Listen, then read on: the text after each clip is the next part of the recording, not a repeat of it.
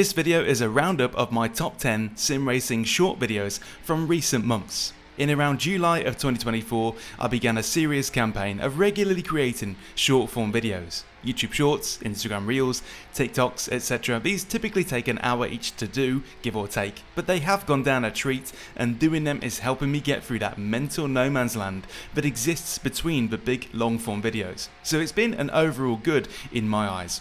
However, that leaves you guys, my original core audience of long form video viewers, completely out of the loop on some actual original content. So unless you start watching short videos, and a lot of you understandably don't want to, you might miss them. So let me fix that by queuing up a batch of the best, and I hope you enjoy this roundup.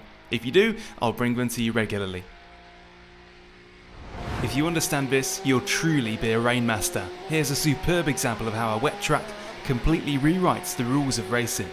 The car behind me is gaining, and just before it's time to brake, switches to the inside. He finds slightly better grip on the extreme inside because when it's wet, the lesser used, rougher parts of the track are easier for the tyres to bite into. The middle of the track, where I am, is still good, but it's very slippy on the right hand side because that's where the track is smoothest due to it being the normal racing line, also known as the dry line. As we curl into the next corner, things flip around. Now he is crossing over the dry line, whilst I can use the rough track off the racing line, giving me tons more grip and I can get back ahead of him.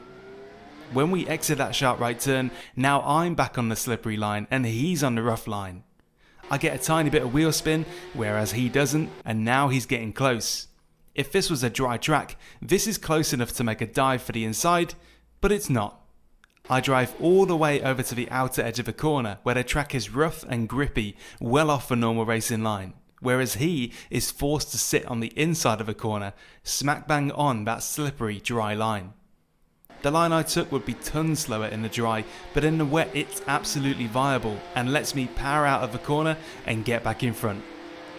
However, exiting the final corner on the track, I carry too much speed in and end up on the painted curb and run off on the outside of the track. This surface is like ice when it's raining, so I get zero traction out of the corner and I am completely left for dust by my opponent who managed to keep it on track. Dry racing is all about nailing your braking points and racing lines again and again. Wet racing is all about dancing across the parts of the track with the best grip with perfect judgment. It's the last lap, the last corner and the last chance for me to overtake the car ahead, and he knows it. As we approach the braking zone, he swoops over into the middle of a track. Occupying the middle of a track is the most common defensive move I know, and it works well. By doing this, he's forcing me to choose. I have to either stick to the normal line and let him have the inside line to the corner up ahead, which makes an overtake less likely to happen in the first place, or I have to commit to a risky overtake on the deep inside narrow line, which would force me to take the corner much slower than usual, leaving me at risk of losing the place just as quickly as I got it. However, with no further chances after this one, I can't resist and I take the risky option. It's all or nothing, and somehow I brake right on the marks without locking up, and with my car on the inside line, the other car can't get around me to make their better cornering speed count. I keep the place and cross the line. There's no way this should have worked, but I just had a feeling that it was worth a shot. I've been hounding this car for a few laps at Hungaroring and the pressure was building. I get a much better run through turn 4, but it doesn't do me any good. I can't physically drive through them and they hug the inside for the upcoming turn 5.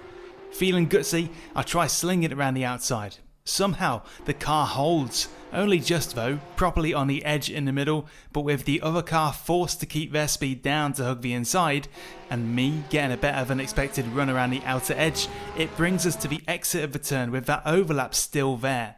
I keep confidence on the brakes and I brake a car length later. It's gonna mean I miss the first apex of the chicane coming up, but in this instance position is more important than pace and the overtake is sealed. Now I was lucky this worked out given that there was a car close behind the two of us ready to pick up the pieces if it didn't. Maybe that was in the other car's mind and maybe they didn't want to fight tooth and nail into that chicane.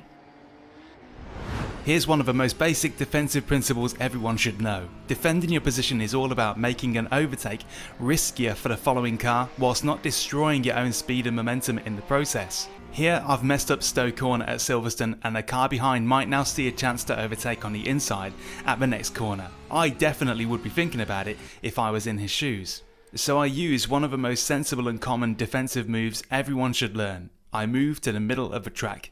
What this does is it gives the car behind a clear choice. They either take the safe option and hold the normal line, or they take the very risky option and throw an overtake deep on the inside, which in these cars is a big risk. If I stayed on a racing line and left the inside completely clear, it becomes an invitation, whereas if I defended too much and was too far on the inside, that would make the next corner very difficult for me and they may just drive around me. There are some that will still try and overtake here, but for most people they won't fancy it and you will live to fight another corner. Let me show you how this very satisfying overtake came to be. This is at Spa and I am tucked right into the rear bumper of the red car in front of me. I don't have enough speed to draw alongside, but I do have just enough to plant the idea in their mind that I might just go for it. I'm not gonna, but the corner we're approaching is hard enough without a distraction, so by teasing an overtake I just want to mess him up a little bit. It seems to work and causes the car in front to run wide, opening the door for me to cut underneath whilst he struggles to get things back online. He leaves me space like a true gent in the second half of the corner. It wasn't enough to completely seal the deal though, and now he has the inside for the next turn coming up. I expect him to shut me out, but I stay alert for a mistake just in case. And then an absolute gift. He can't hug the apex due to braking later on the inside line, and the window opened for me to slice underneath. I hoped for it, I was ready for it, but it so rarely works out that well. I was so satisfied. This is a great example of how overtakes can be made by manufacturing mistakes in other people. Some absolutely exquisite defense from the white car in front of me here.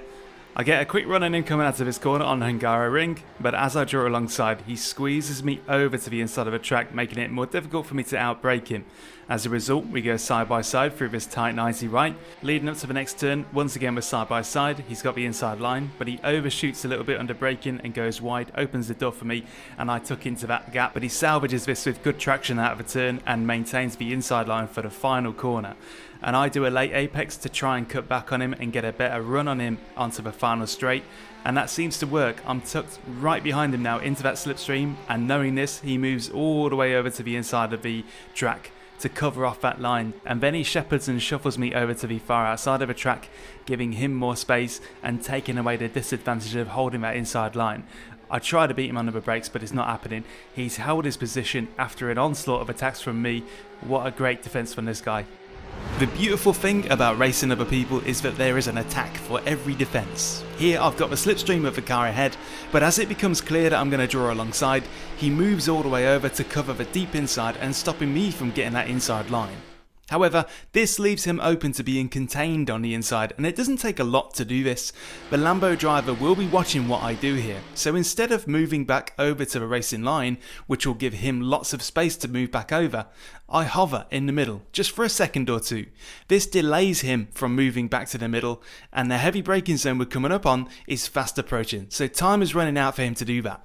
There is a second reason that this will cause him a problem. It's raining and the pit exit line is really slippery. If he was to put any tyres on that line under braking, it'll give him a big problem.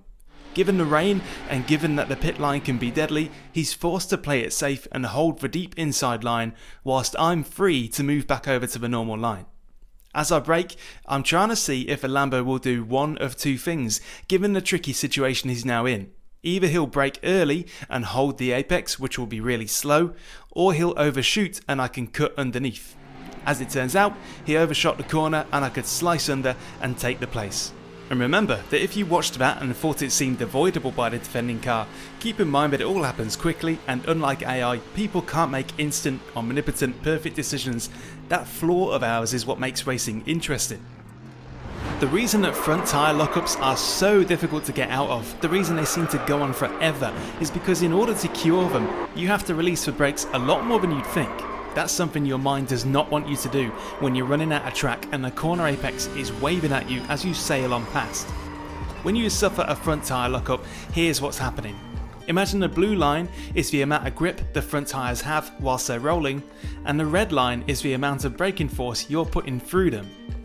If you push the brakes too hard and push the tyres past that blue line, you're going to have a front tyre lockup. The problem is that locking up your tyres instantly and dramatically cuts the amount of grip they have because it tears the face of the tyre away from the track. Tyres need to roll to do their job. When you detect a lockup, you might initially back out the brakes a bit, but it's just not enough to get them out of that lockup. You have to get off the brakes completely as quickly as you can and then reapply, but that is easier said than done by the subconscious. Now remember, the track might have dried out, but the pit lane's probably still wet. This slimy pressure tactic is so much fun. When someone moves to defend the inside line, they're doing it with the expectation that you'll move to the outside line before the braking zone. But what if you don't? What if you stay glued to their back bumper on the inside? Well, firstly, it's just not what they expected you to do, so suddenly they have to think about what they're going to do here, and fast. Just by inexplicably tailgating a defender like this on the approach to a corner, some have moved over and given up that inside line due to the confusion of being pressured in this way. But secondly, and most importantly, they already have to think about their own braking point on a part of a track they're not often found.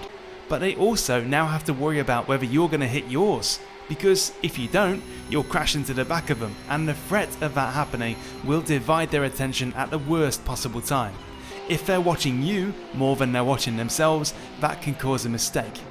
In this example, the blue car in front misjudged their mark and sailed off the outside of the corner, converting a hard defensive move into a major error. Here's how it looked at the time. 16th place, car left. Hold your line. And that's a selection of some of the more popular short videos from recent months, but trust me, there's so much more. If you like this roundup format, then let me know. Like the video and comment. I can see this being great for those who'd like to see the best short original stuff without being peppered with brain rotten memes in the process. And thanks for watching.